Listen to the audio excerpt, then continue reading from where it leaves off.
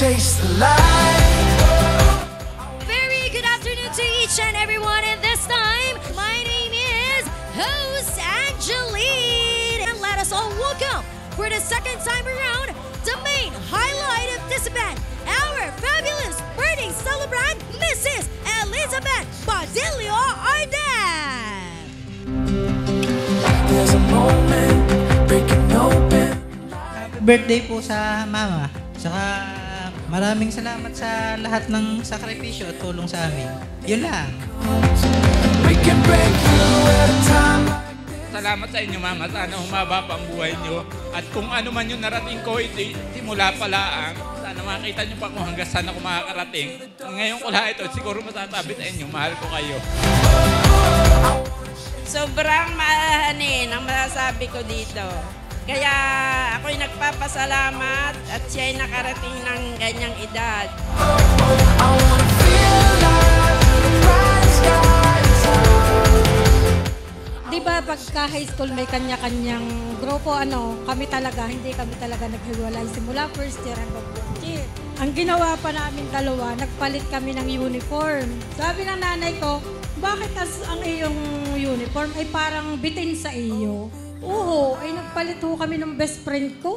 Ay ano namang naisipan mo? Open your eyes and let it all. Sa normal na buhay namin magkakapatid, dahil nung kabataan po, yung parang hindi naman kami yung talagang mapera na kapag ka po may pambili, ay pang aming magkakapatid lang. Whatever na pagkain na meron po sa amin, kapag po aalokin, lagi po siyang busog, ganyan. Nung may anak na ako, doon ko na-realize na kapag ka may anak ka, kahit gusto mo yung pagkain, ibibigay mo na lang sa kanya. Siya po'y ganun.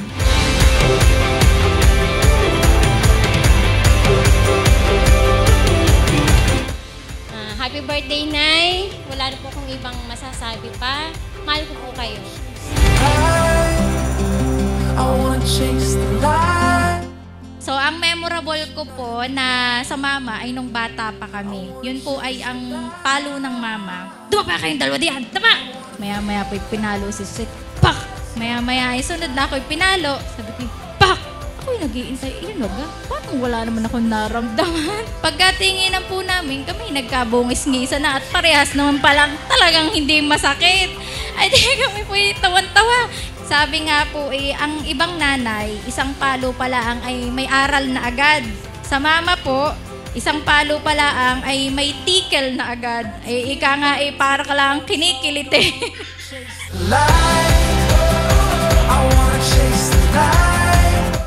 Ang madi-describe ko po sa mama ay mapagpatawad. So napakadaming dahilan para sabihin ko mapagpatawad.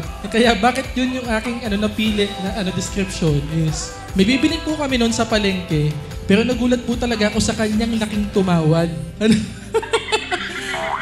Ang bibilin po niya ay parang nasa 600 per kilo yata. Tumawad ang mama, 200 na lang. Ayun.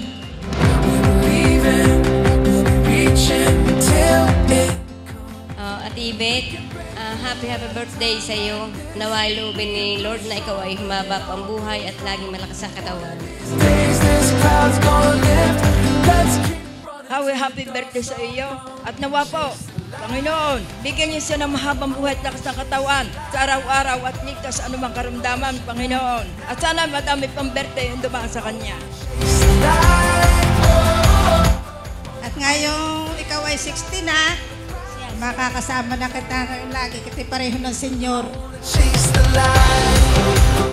Nagpapasalamat din kaming mga kaklase mo na hindi kami nakalimutan ng mga anak mo na i-invite para yung memorable moment na ito ay nasaksihan namin. So thank you, Beth. Thank you po, Lord. Binigyan niyo po ako ng isang napakabuting ina. Kaya ngayong birthday niyo, Mama, happy 60th birthday uli. Maraming salamat at mahal na mahal namin kayo. Sana pagka huwag ka nang magligalig sa akin.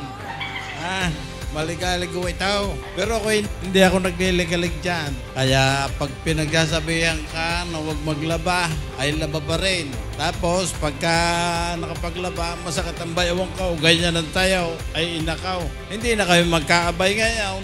Happy birthday, loves, ha?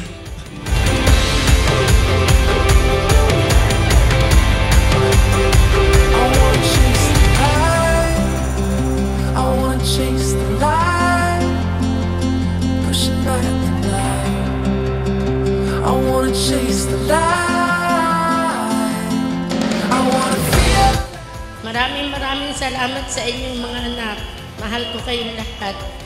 At sa lahat po na nag-abala at dumalo sa aking arawan, maraming salamat sa inyong lahat at na nagbigay ng oras, panahon para dumalo sa aking pagdiriwang na ito.